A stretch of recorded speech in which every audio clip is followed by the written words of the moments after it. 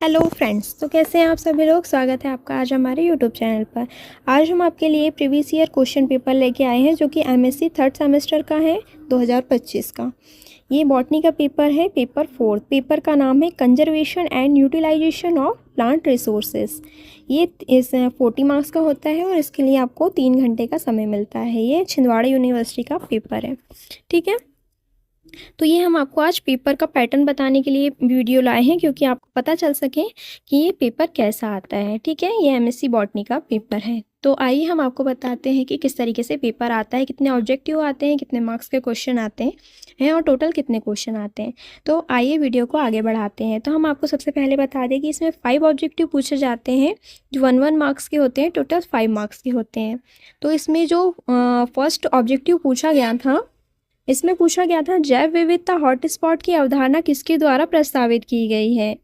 The concept of biodiversity hotspot was proposed by E.O. Wilson, E.P. Odum, Norman Myers, Norman Borlaug, है ना। आपको 4 में से एक ऑप्शन सही वाला लगाना है, ठीक है। नेक्स्ट ऑब्जेक्टिव जो पूछा गया था, धारणी विकास के लिए और कॉमन फीचर्स रिपोर्ट किसके द्वारा लोकप्रिय बनाई गई थी। और common features report for suitable development was popularised by Rachel Carson, report Woodland आयोग report, Kyoto protocol, Charles Darwin report.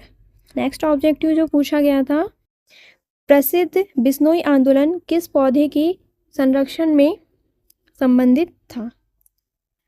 The famous Bishnoi movement was associated with conservation of which plant? Dicrostachys cinerea, Prosopis cinerea, Juglans cinerea, Acacia कॉन्सिनिया। इसके बाद जो next objective पूछा गया था, NBPGR का मुख्यालय कहाँ स्थित है। The headquarter of NBPGR is located at Kolkata, नई दिल्ली, लखनऊ या Hyderabad.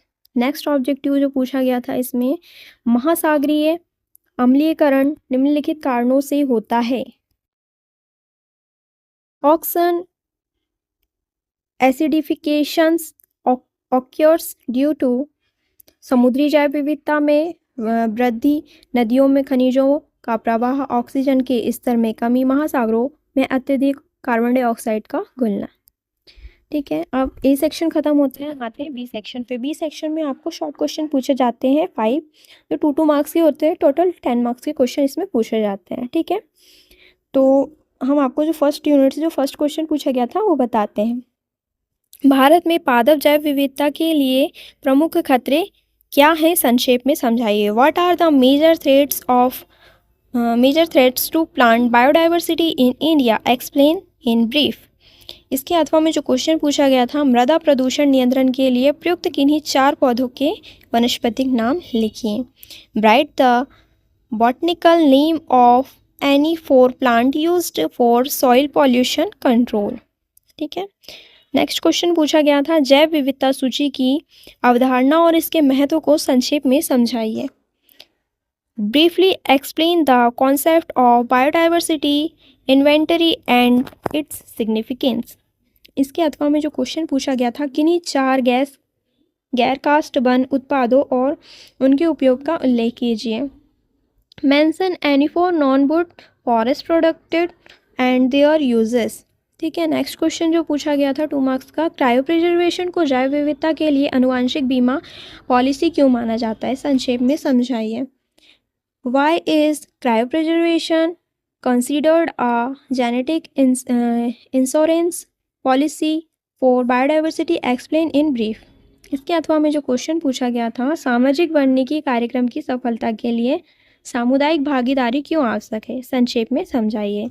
Y is community participated essential for the success of social forestry programs, explain in brief, ठीक है। नेक्स्ट क्वेश्चन जो पूछा गया था, कृषि सुधार में जैव प्रौद्योगिकी विभाग की भूमिका पर संक्षिप्त विवरण लिखें। Write a brief account on the role of the department of biotechnology in agriculture improvement इसके अथवा में जो क्वेश्चन पूछा गया था, पादप विविधता के अन्वेषण और संरक्षण पर भारतीय वनस्पति सर्वेक्षण की भूमिका पर विस्तृत विवरण लिखें। Write a detailed account on the role of Biotechnical Survey of India on the exploration and conservation of plant diversity। इसके बाद जो नेक्स्ट क्वेश्चन पूछा गया था, प्राचीन साहित्य में मौसम पूर्वानुमान के प्रयुक्त पारंपरिक तरीके पर एक लेख लिखें। Write an article on the traditional method of weather forecasting used in assistant lecture. इसके अथवा में जो क्वेश्चन पूछा गया था, वैश्विक तापमान का प्रभाव उष्णकटिबंधीय क्षेत्रों की तुलना में ध्रुवीय क्षेत्रों में अधिक क्यों होता है, संक्षेप में समझाइए। Why is the effect of global warming greater in polar regions than in tropical regions, explain in brief. ठीक है, बी सेक्शन हमारा यहाँ पे ख़त्म होता है। इसके बाद हम आते हैं सी सेक्शन। यहाँ पे लॉन्ग क्वेश्चन पूछे जाते हैं जो कि 5 मार्क्स के होते हैं। 5 क्वेश्चन, टोटल 25 मार्क्स के यहाँ पे क्वेश्चन पूछे जाते हैं। तो आइए हम फर्स्ट क्वेश्चन पे चलते हैं। सड़क किनारे लगे पेड़ और सजावटी पौधे किस प्रकार पर्यावरण की गुणवत्ता, मानव स्वास्थ्य और शहरी परिदृश्य नियोजन में सुधार लाते हैं, विस्तार में लिखें। How an use tree and और ornamental plant improve environmental quality, human health and urban landscape planning, explain it। ठीक है, इसके अथवा को क्वेश्चन देखते हैं। चिकित्सा, भोजन और उद्योग में शैवालों और कवकों के उपयोग पर विस्तृत लेख लिखें। Write a detailed article on the utilization of algae and fungi in medicines, food and industry। ठीक है, नेक्स्ट क्वेश्चन पे चलते हैं। नेक्स्ट क्वेश्चन पूछा गया है, भारत में जैव विविधता हॉटस्पॉट पर एक निबंध लिखें और उनमें स्थित प्रमुख स्थानिक पौधों की प्रजातियों की सूची बनाएं। Right an essay on biodiversity hotspot in India and make a list of identical endemic plant species located in them। इसके अथवा में जो क्वेश्चन पूछा गया है, उपयुक्त उदाहरणों के साथ IUCN खतरे की श्रेणियों और उनके मानदंडों को विस्तार से समझाएं। Explain in details the IUCN categories of threat their criteria with suitable example.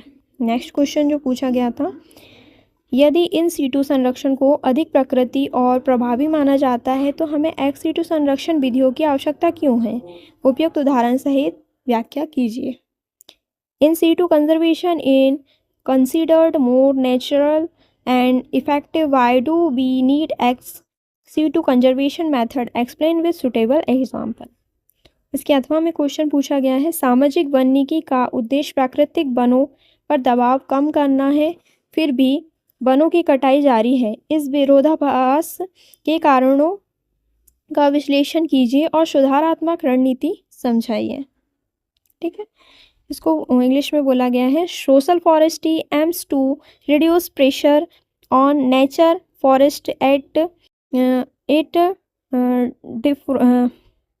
Deforestation, continues analyse the reasons behind this paradox and suggest corrective strategies.